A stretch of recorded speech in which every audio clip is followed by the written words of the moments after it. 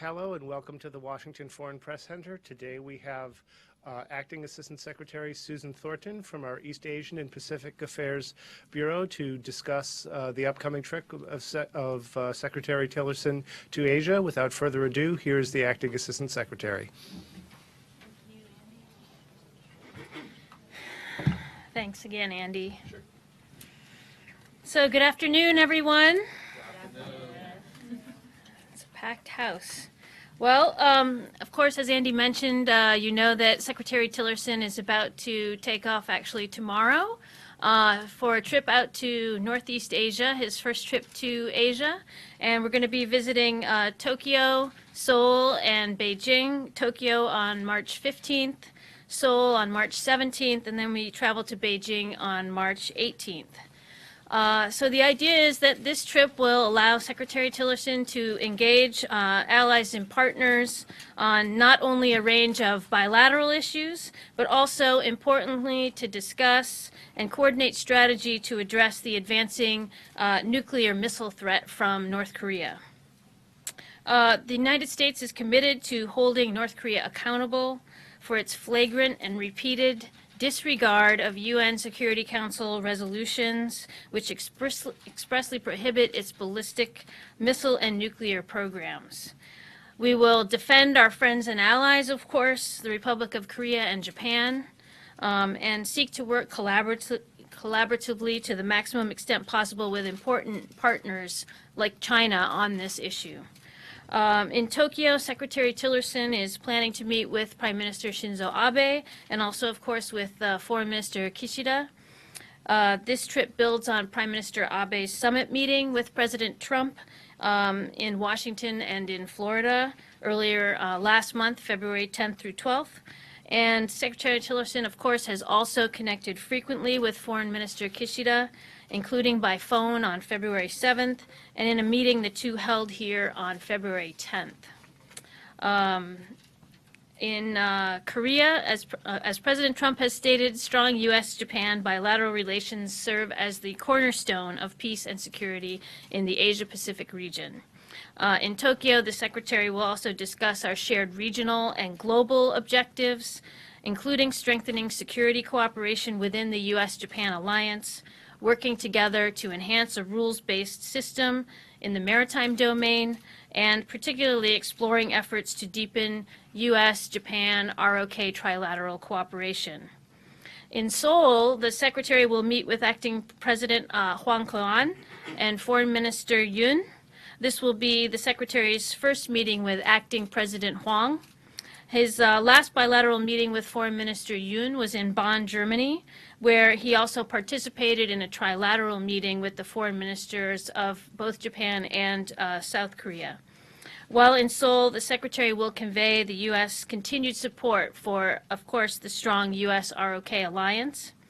And he will then travel to Beijing on March 18th, where he'll meet with State Councilor Yang Jiechi and Foreign Minister Wang Yi, as well as with President Xi Jinping and Premier Li Keqiang. President Trump and President Xi Jinping spoke by telephone on February 9th. And after first speaking to State Councilor Yang by phone on February 21st, the Secretary welcomed State Councilor Yang to the State Department also for a meeting on February 28th. And the Secretary, of course, also formally met with Wang Yi, Foreign Minister Wang Yi in Bonn, Germany, on the margins of the G20 Foreign Ministers meeting in February.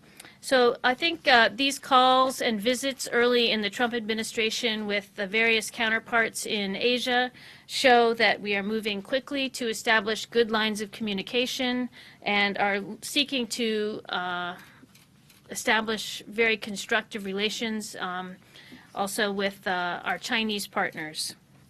We are pursuing a results-oriented relationship with China, one that benefits the American people, and one that remains faithful to our allies and presses China to abide by international rules and norms. At each meeting up to now, Secretary Tillerson has urged China to use all available tools to alter North Korea's destabilizing behavior, and he's discussed the need to create a level playing field for trade and investment between our two countries.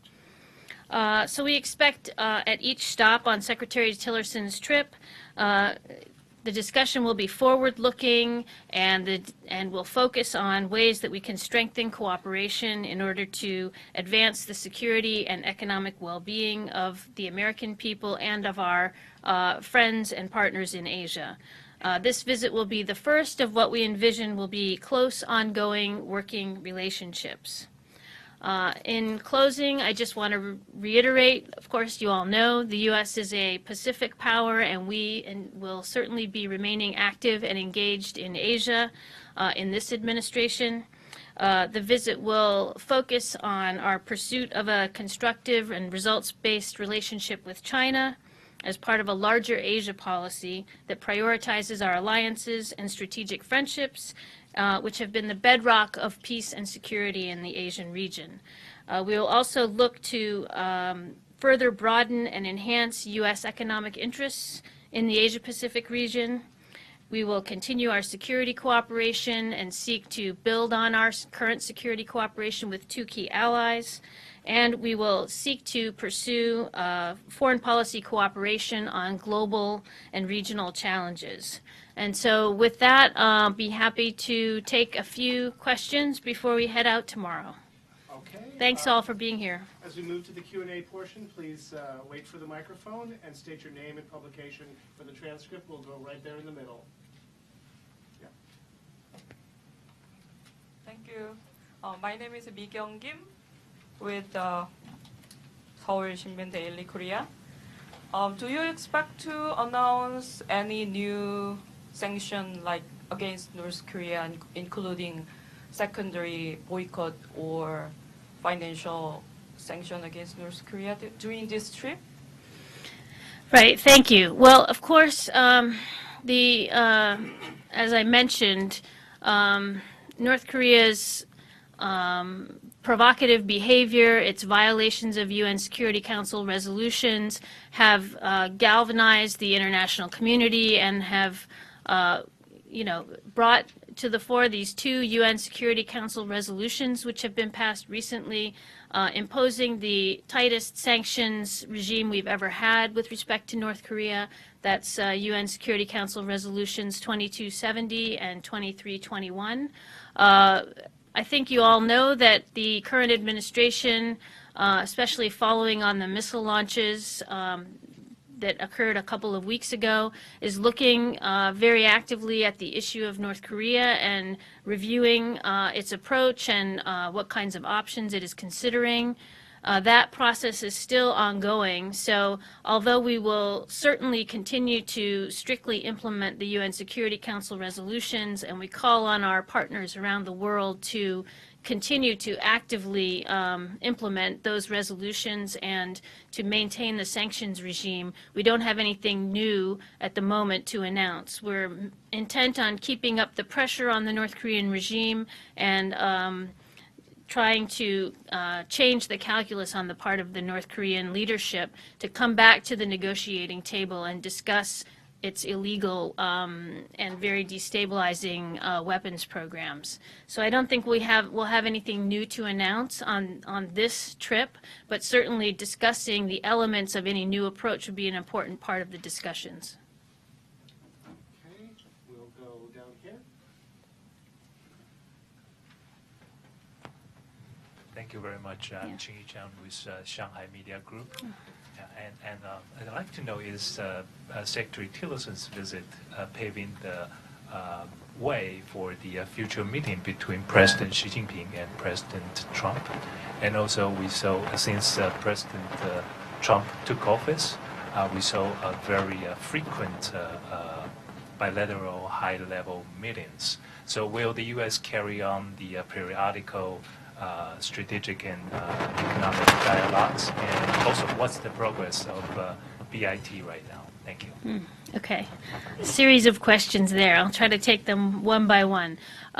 So the first question, I mean, certainly Secretary Tillerson is our Secretary of State. He's in charge of our foreign policy, and Of course, his trip will, to some extent, be paving the way for future high-level meetings between our two presidents. There's no question about that. I expect that he will be discussing with the Chinese interlocutors all of the various challenges and also areas of cooperation that we are looking to continue to pursue and continue to discuss and make progress on. And I think there's been some discussion in the news recently about high-level meetings.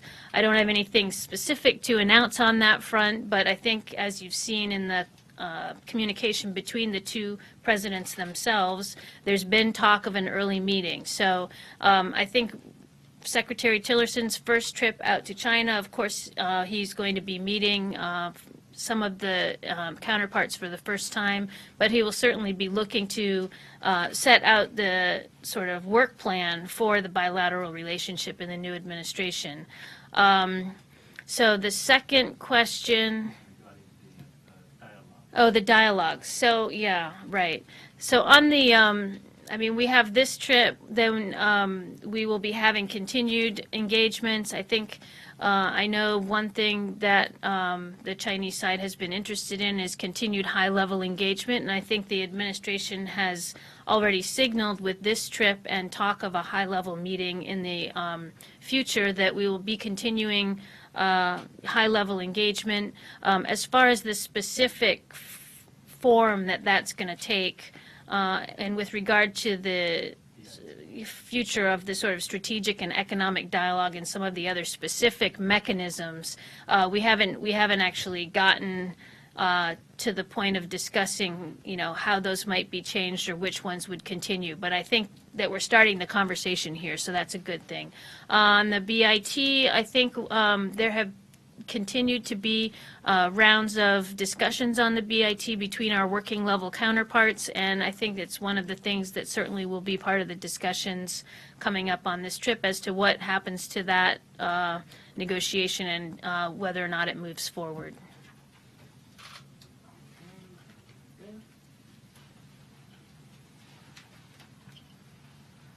Thanks, Zhenghua Lu from 21st Century Business Herald. We know that 12 TPP member countries will meet in Chile tomorrow for 2 days meeting, plus China and South Korea. So I wonder if State Department have any comments on that, and as U.S. is not a part of the TPP negotiation, do you foresee that by any chance President Trump will change his mind and go back to TPP negotiation table?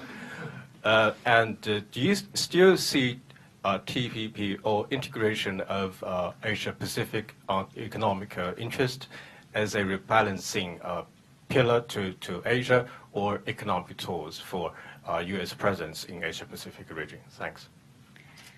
Okay, again, a series of questions, sometimes a little bit complicated, but I'll try to answer.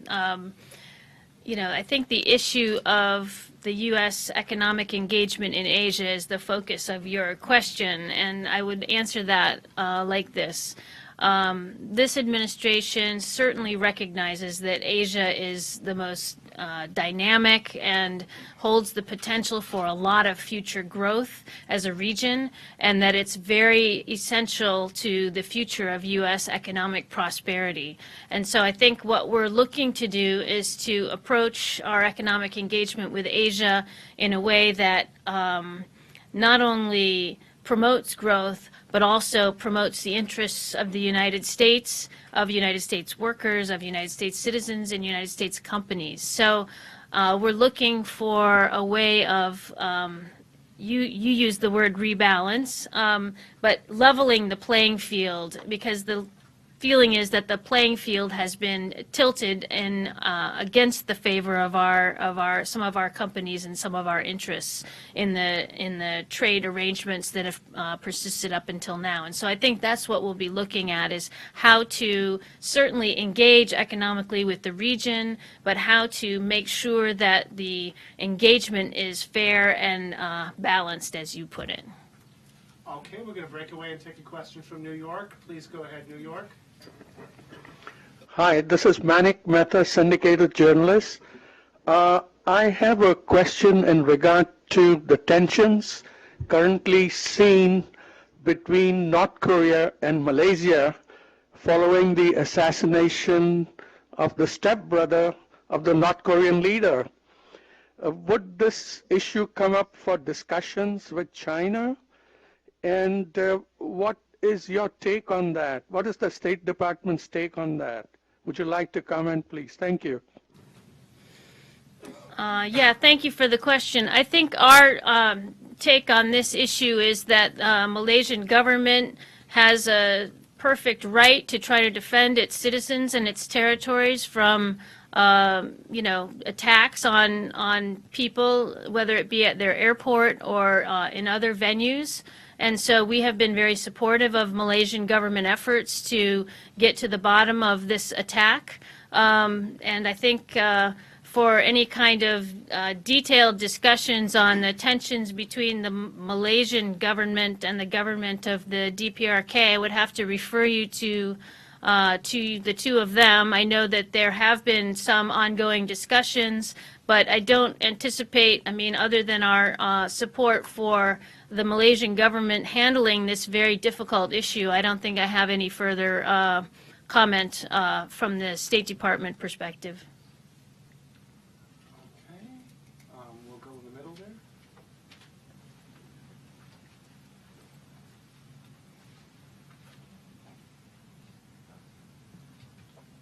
Okay, thank you very much. I'm Gyu-seok Jang from Christian Broadcasting System in Korea. And there is some speculation that the next president of Korea will make a different decision about the THAAD deployment in Korean Peninsula.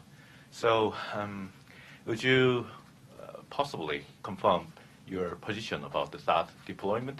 And then what's going to be the Secretary Tillerson's actions during the trip? Yeah, thank you. Great, thank you. Well, just on the first part of your question about the issue of the political situation in the ROK and how we think about that. I think what you've seen actually over the past number of weeks is the unfolding of a pretty transparent process undergirded by varying democratic institutions which have really proven their mettle in the unfolding of this sort of peaceful process. It's a difficult process, of course, but I think we see the strength of South Korean democratic institutions through this process, and I think we are certainly aware that there's going to be an upcoming political process and set of new elections for president coming up, and that there may be candidates that will be different from those that have been in the administration in recent years.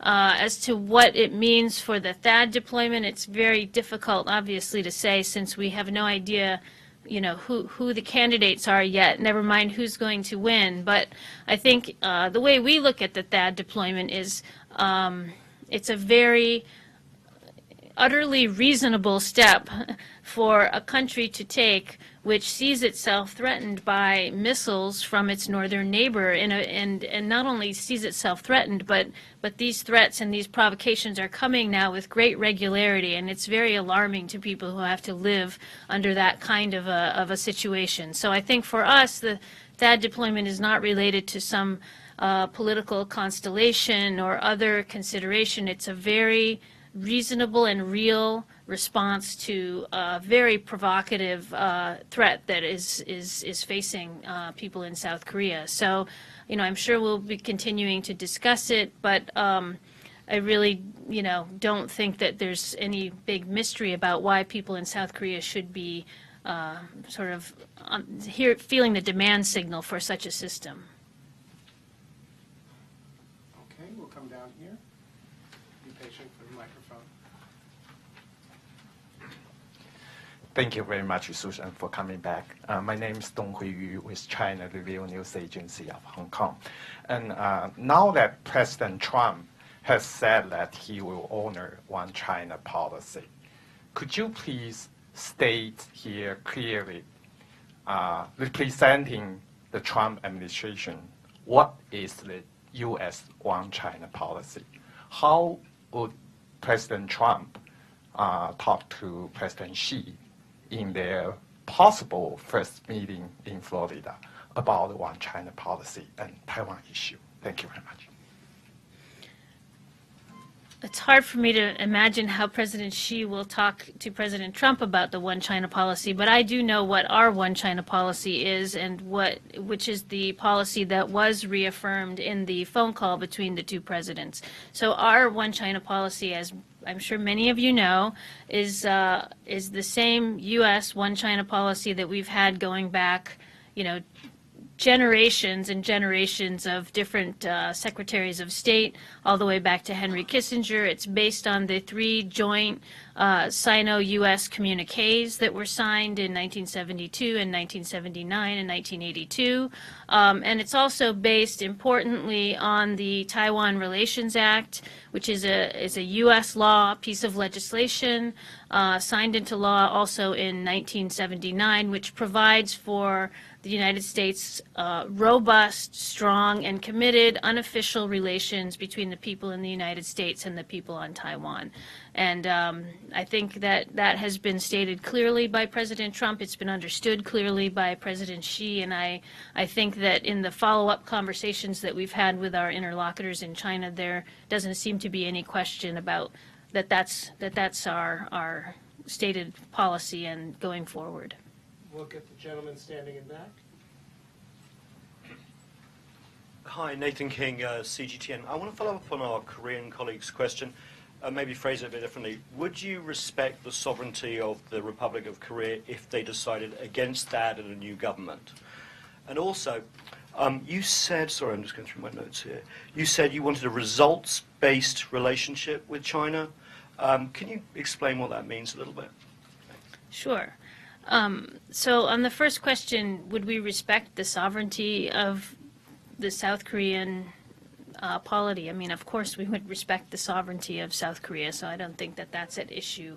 I mean, I think that's not really the question that's at issue, because this decision was made as an alliance decision. It was made in consultation and jointly between the ROK and the United States, and I anticipate that anything that would happen would be discussed, but I don't think there's any question that we respect the sovereignty of South Korea.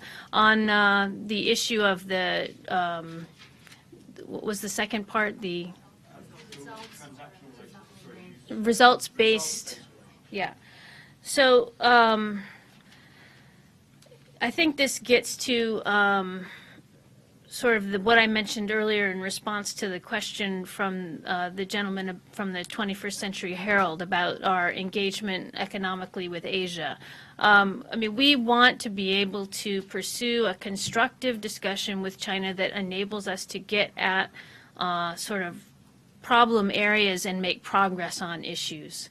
And I think in certainly the economic and trade relationship, although it's obviously been a very bountiful relationship and mutually beneficial, over the recent period of time, there's definitely a feeling that there is some weighting of the scale, if we can put it that way, and some areas that need to be righted in that sense. So I think we want to have a discussion where we can make progress on those issues that we're raising, and we want to see that move forward. That's what we mean by results-based.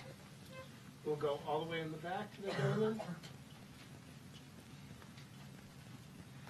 Hi, thank you. Kyle Cardine from Fuji TV. So I have 2 questions for you. First, about the recent North Korean missile launches.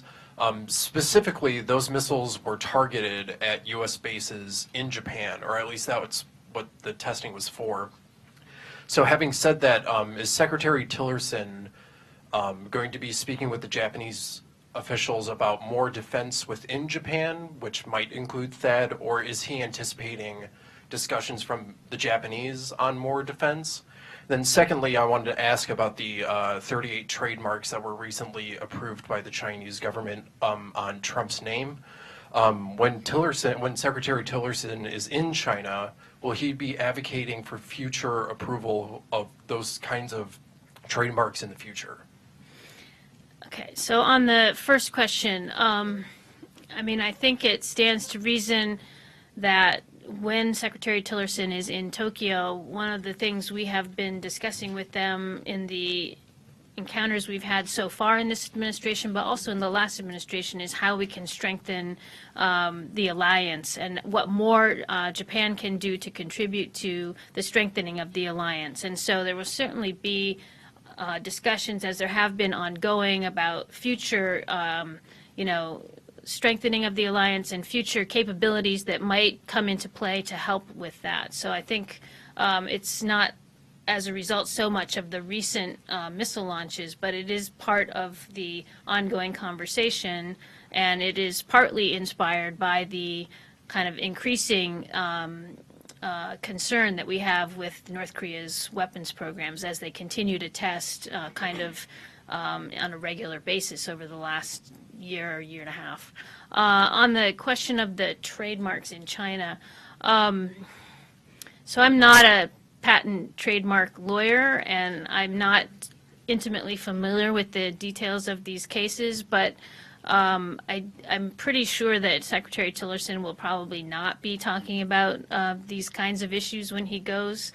My understanding is that most of these cases have been hanging around for a long time, and they're kind of, I don't know if you call it a false flag trademark registration, and so a lot of them I think were pretty easily dispatched through the court process. So I don't think this rises to the level of something that the Secretary would be talking about, but that's my understanding anyway. Okay, we have time for a few more questions. I'm going to go first to New York. Please go ahead, New York. Hi, my name is Michael Persson from Dutch newspaper De Volkskrant. A question, Secretary Tillerson was not taking along the press corps on his trip to Southeast Asia, nor has he been holding a lot of press conferences so far. Could you comment on that? He seems sometimes to be a bit isolated with regard to the press and to the public. Well, your comment, please. Our press spokesperson, acting spokesperson Mark Toner, has spoken quite a bit from the podium at the State Department on this issue. But I would say, just with regard to the trip to Northeast Asia, there are about 20 journalists that are going to be flying out, I think, to Northeast Asia to join with the trip, and we're making all the arrangements so that they can cover all of the events where, the press is going to be convening. So I don't think we've had, so much of a problem in getting the press to travel, and we're making all the arrangements on the ground for them to be there.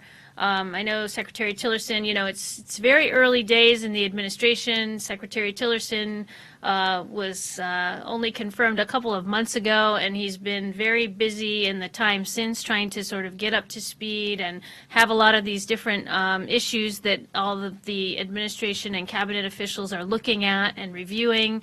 And so I think, we're certainly, we've got the State Department's press briefing back up online now, and I think you're going to start to see more and more engagement from us. I think the Secretary is doing a press conference in Tokyo with his counterpart there, and so we'll look for him to be engaged. I wouldn't at all condone the moniker of being isolated.